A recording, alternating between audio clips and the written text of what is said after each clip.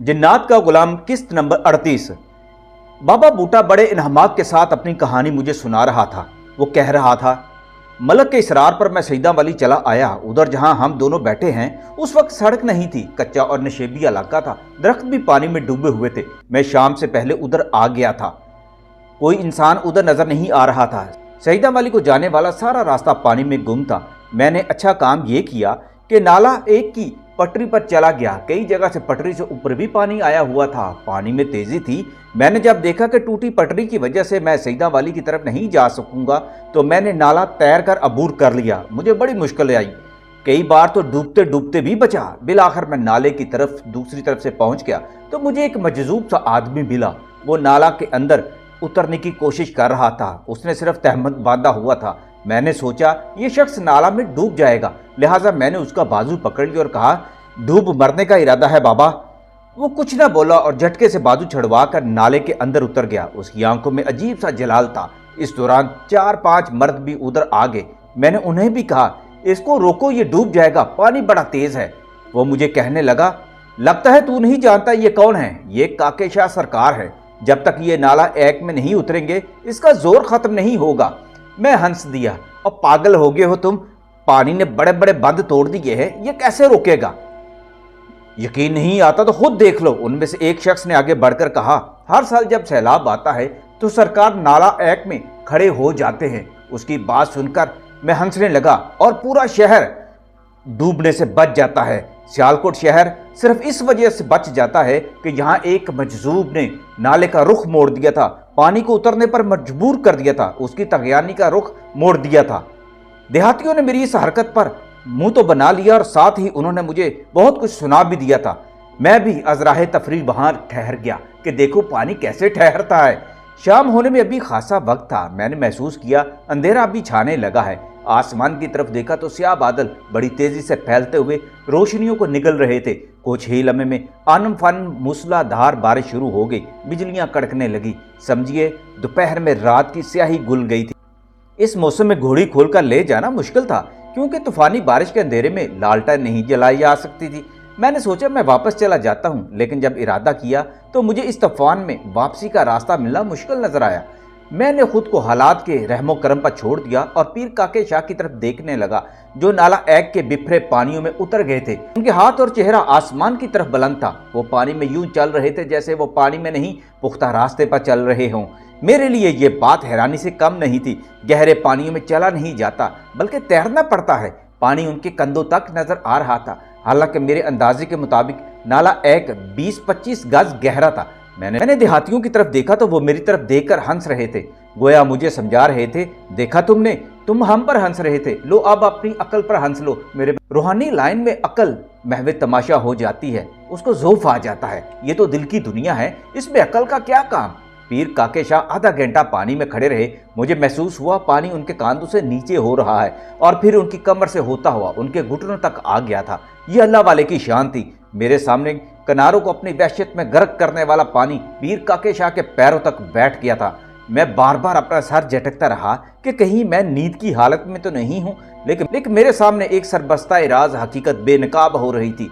मैं दम बखुद हैरत के समुद्रों में गोते खा रहा था जब एक देहाती ने मेरे कंधा थपथपाया और कहा, तुम कहाँ से आए हो? मैंने चौंक कर उसकी तरफ देखकर कहा, मैं बहुत दूर से आया था, रास्ता भूल गया हूँ। मैं उसे क्या बताता कि मैं उनके गांव में एक चोरी करने आया हूँ। कुछ देर बाद पीर काके शाह नाला एक से बाहर आ गए और शाह ने बेनियाजी से एक निगाह मुझ पर डाली और सईदा वाली की तरफ चल दिए। देहाती उनके पीछे पीछे थे। मैं अपनी जगह बुत बना, कभी नाला एक को देखता और कभी पीर काके शाह की तरफ। थोड़ा सा आगे जाकर वो पलटे और मेरी तरफ देखकर जोर से हाथ हिलाकर बोले, जा जा जा, चला जा चोरा। पीर काके शाह की ये बात सुनकर मेरे पांव तले से जमीन निकल गई।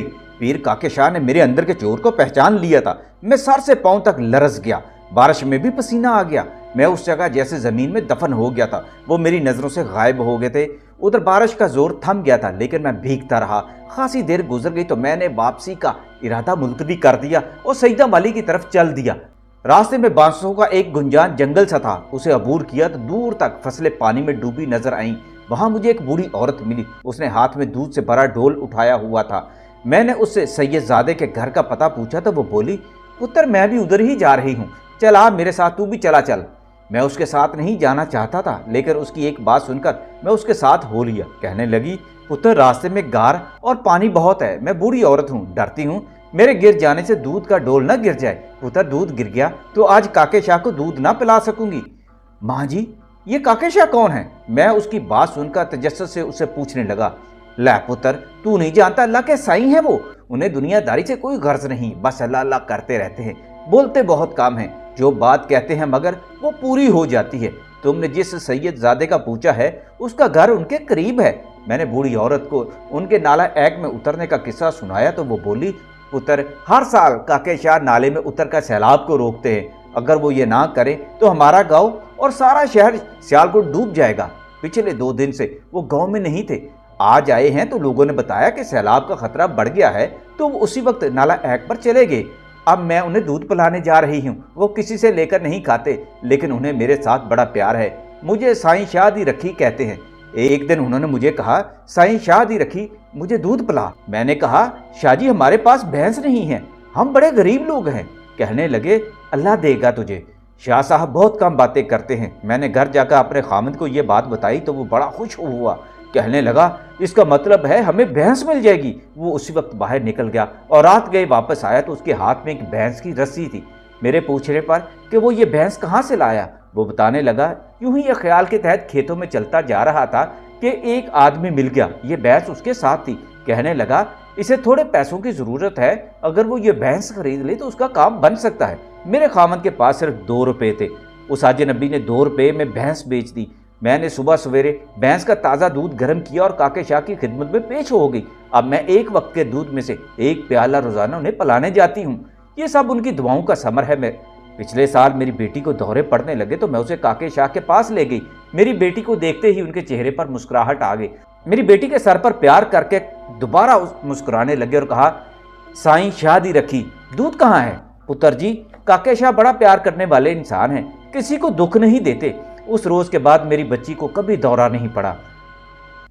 ہم باتیں کرتے ہوئے سیدہ والی کے اندر داخل ہو گئے۔ اس نے ایک گھر کی طرف اشارہ کرتے ہوئے کہا، یہ کاکے شاہ جی کا گھر ہے، وہ گھر چھوڑ کر گلی میں داخل ہو جانا، اس سے پہلے گھر سید زادے کا۔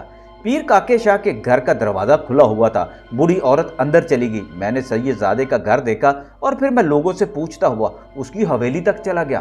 اس کی گھوڑی وہاں بندھی ہوئی تھی۔ میں رات کا انتظار کرنے لگا۔ بارش رک گئی تھی اور آسمان صاف ہو گیا تھا۔ عشاء کی نماز کے بعد میں نے گھوڑی کھولی اور اسے پچکار کر حویلی سے باہر لے جانے میں کامیاب ہو گیا اور میں پھر اس پر سوار ہو کر نالہ ایک کی طرف چل دیا۔ میں نے اندازہ لگا لیا تھا کہ گھوڑی ان راستوں سے آشنا ہے۔ میں جب بانسوں کے جنگل کے پاس سے گزرنے لگا تو یکایک ایک آواز نے گھوڑی کے اٹھتے قدموں کو جیسے زنجیریں ڈال دی تھی۔ چورا تو باز نہیں آیا؟ پیر کاکے شاہ کی آواز میں قہر تھا۔ میں نے ان کی بات کا جواب نہ دیا اور گھوڑی کو ایڑ لگا کر بھگانے لگا۔ نالہ ایک پر پہنچا تو اس وقت چاند آسمان پر اپنی روشنیاں بکھیر رہا تھا۔ میں نے اس موقع کو غنیمت جانا اور گھوڑی سمیت نالہ ایک پار کرنے لگا۔ پانی اب اتر چکا تھا، لیکن جو ہی گھوڑی نالہ ایک میں اتری، پانی کا ایک زوردار ریلا اٹھا۔ دیکھتے ہی دیکھتے پانی میرے سر تک آ پہنچا۔ ایک طوفانی لہر نے مجھے گھوڑی سمیت اٹھا کر دور پھینک دیا۔ اس وقت میرا سر ایک بھاری پتھر سے ٹکرایا اور میں بے ہوش ہو گیا۔ اگلی صبح میری آنکھ کھلی تو میرا سارا بدن آگ میں تپ رہا تھا، سر پر خون جمع ہوا تھا اور بدن ٹوٹ رہا تھا۔ بڑی مشکل سے اپنے گاؤں پہنچا۔ گھر پہنچتے ہی میں بے ہوش ہو گیا۔ حکیم، پیر، فقیر سبھی آئے میرا علاج کرنے، مگر مجھے ہوش نہ آیا۔ مجھ پر دیوانگی طاری ہو گئی۔ کئی مہینے تک میں بے ہوش پڑا رہا۔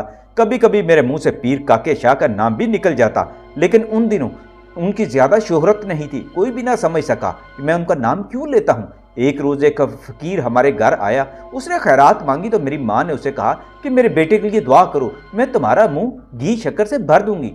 فقیر نے جب مجھے دیکھا تو وہ زیر لب کچھ پڑھنے لگا، پھر ایک دم بولا، جن بھوت کا سایہ نہیں ہے، اسے کسی کی بد دعا لگی ہے۔ اس وقت میرے منہ سے پیر کاکے شاہ کا نام نکل گیا تو فقیر چونک پڑا اور بولا، اسے پیر کاکے شاہ کے مزار پر لے جاؤ اور اس کی صحت کی منت مانگو۔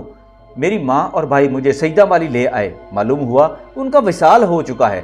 میری ماں نے وہاں منت مانگی اور چند ہفتوں بعد میں صحت یاب ہونا شروع ہو گیا۔ میری دیوانگی اتر گئی۔ جو ہی ذہن میں شعور کی بتیاں روشن ہونے لگی تو میں کاکے شاہ کے مزار کی طرف بھاگا۔ میں جانتا تھا کہ میں ایک بزرگ کی گستاخی کے عذاب میں مبتلا ہوا ہوں، اس کا علاج بھی ان کے پاس ہی ہے۔ لیکن اس وقت بہت دیر ہو چکی تھی۔ میں ان کی قبر پر جا کر بہت رویا، لیکن مجھے سکون نہ ملا۔ پھر میں ان کے مزار پر ہی رہنے لگا، ہر جمعرات کو لنگر تقسیم کرتا۔ ایک روز پیر کاکے شاہ مجھے خواب میں ملے اور کہا، چورا میرے مزار سے تو چلا جا۔ پتر جی میری تو دنیا ہی لٹ گئی، اپنی قسمت کو روتا پیٹتا اس جگہ آ بیٹھا اور ساری عمر یہاں گزار دی۔ مجھے ان کے مزار پر جانے کی اجازت نہیں ہے۔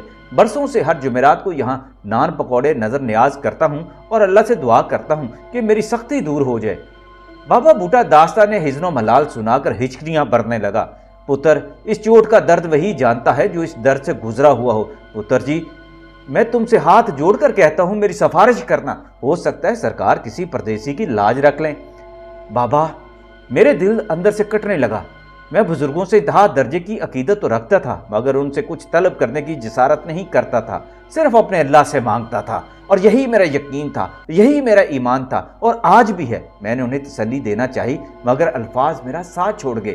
اس اثناء میں ایک سفید پوش جس نے سر تا چادر اوڑی ہوئی تھی میرے پاس آ گیا۔ بابا بوٹا اسے دیکھتے ہی عقیدت سے اٹھا اور ان کے ہاتھ چوم کر کپڑے میں رکھے نان پکوڑے انہیں دے کر بولا، بابا دعا کی ہے نا میرے لیے؟ اس گدڑی پوش نے اسبات میں سر ہلایا اور واپس چلنے لگا کہ چند قدم چلنے کے بعد وہ رک گیا اور پلٹ کر ہماری طرف دیکھنے لگا، پھر سر سے چادر سرکا کر میری طرف دیکھا۔ اس کے چہرے پر نگاہ پڑتے ہی میں تڑپ کر رہ گیا۔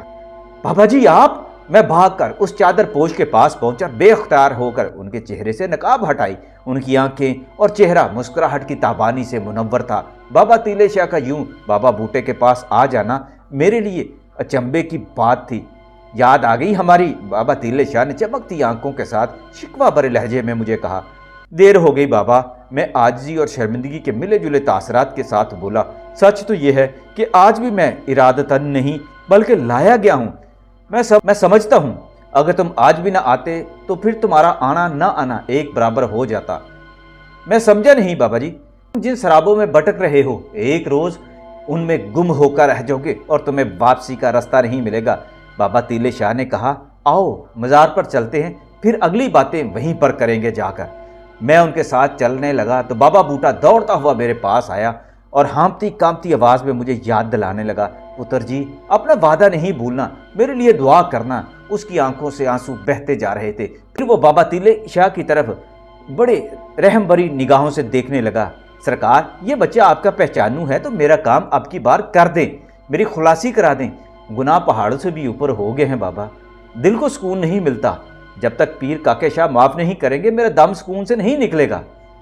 بابا بوٹے کے کاندھے پر ہاتھ رکھا اور کہا، میرا اللہ بڑا رحیم و کریم ہے، تم بھی ہمارے ساتھ آ جاؤ بابا، مل کر نوافل ادا کریں گے اور اللہ سے دعا کریں گے کہ تمہارے دل کو سکون مل جائے۔ نہ پتر، وہ ایک دم پیچھے ہٹ گیا۔ میں ایسی گستاخی نہیں کر سکتا، جب مرشد نے اپنے مزار سے نکال دیا ہے تو میں وہاں کیسے جا سکتا ہوں؟